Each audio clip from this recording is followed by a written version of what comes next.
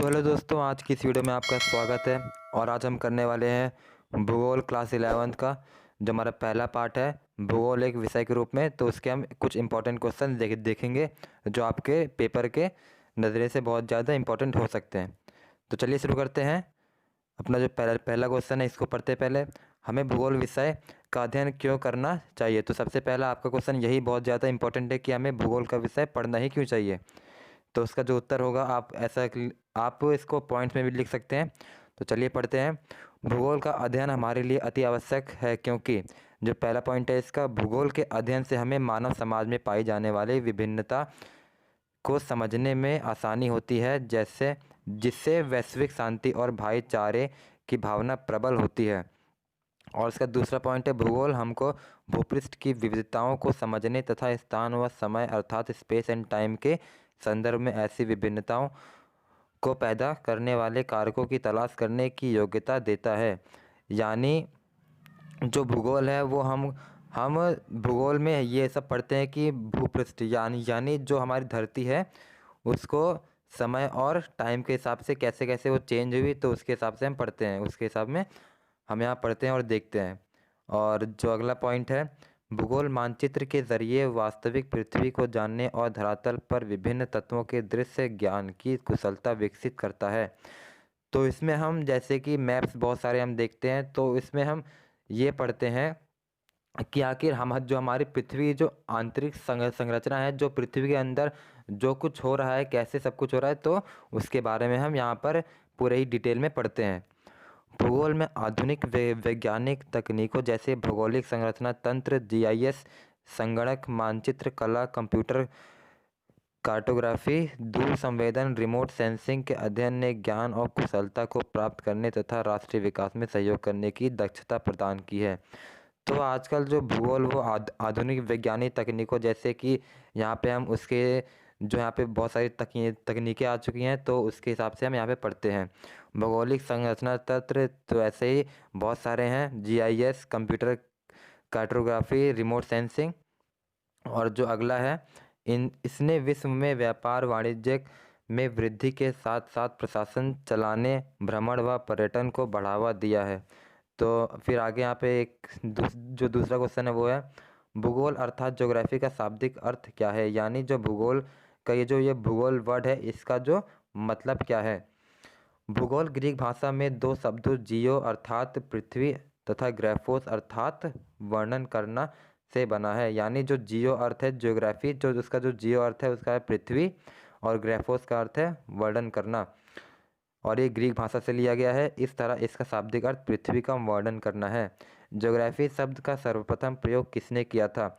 यानी जो ज्योग्राफी है उसका जो सर्वप्रथम प्रयोग है वो किसने किया था। तो इसका सर्वप्रथम प्रयोग स्टेस्थोनिस नामक ग्रीक विद्वान ने 232 ईस्वी में ज्योग्राफी शब्द का प्रयोग किया था। और फिर अगला क्वेश्चन है, किस प्रश्न ने भूगोल को एक वैज्ञानिक विषय के रूप में स्थापित करने में मदद की। यानी किस प्रश्न ने भूगोल को एक वैज्ञानिक यानी इसको यहाँ पर पढ़ने में मदद की। क्या, कहाँ और क्यों प्रश्न ने भूगोल को एक वैज्ञानिक विषय के रूप में स्थापित करने में मदद की। भूगोल अध्ययन के दो प्रमुख उपागम कौन से हैं। क्रमबद्ध उपागम, प्रादेशिक उपागम। यानी यहाँ पर पूछा गया है कि जो भूगोल का है उसे हम कौन से दो भागों में बांटते हैं। तो पहला है क्रमबद्ध उपागम और प्रादेशिक उपागम, सिस्टेमेटिक अप्रोच और रीजनल अप्रोच। भूगोल की दो मुख्य शाखाएं कौन सी है। भौतिक भूगोल, मानव भूगोल। और सातवां है, रिचर्ड हार्टसन ने भूगोल को किस प्रकार परिभाषित किया है। भूगोल उद्देश्य रालक प्रदेशक क्षेत्र मान्यता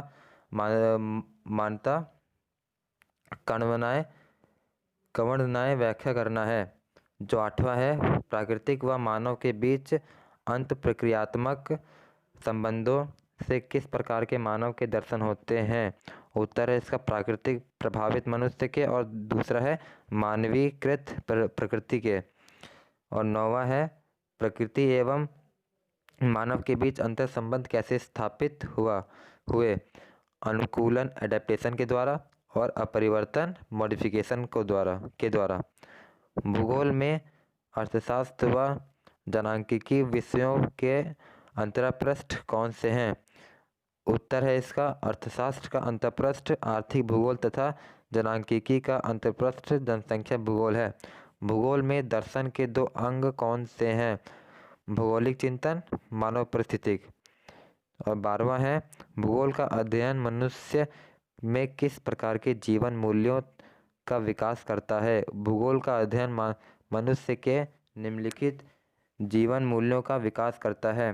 विश्व बंधुत्व, यथार्थ, परस्पर सहयोग, कर्मठता, निष्ठा, प्रयत्नशीलता। और जो 13वां क्वेश्चन है प्रादेशिक भूगोल की विभिन्न शाखाएं कौन सी हैं? प्रादेशिक उपागम पर आधारित प्रादेशिक भूगोल की निम्नलिखित शाखाएं: प्रादेशिक क्षेत्रीय अध्ययन, प्रादेशिक नियोजन, प्रादेशिक विकास, प्रादेशिक विवेचना, विश्लेषण। 14वां है भूगोल किस प्रकार ऐतिहासिक घटनाओं को प्रभावित करता है? तो उसका आंसर है दूरी। दूरी ने विश्व इतिहास को बदलने में एक प्रभावशाली कारक का काम किया है। क्षेत्रीय विस्तार ने युद्ध के दौरान विशेषकर पिछली शताब्दी में अनेक देशों को सुरक्षा प्रदान की है। विशाल समुद्र ने नया विश्व प्रदान कर उसकी भूमि को युद्ध से बचाया है।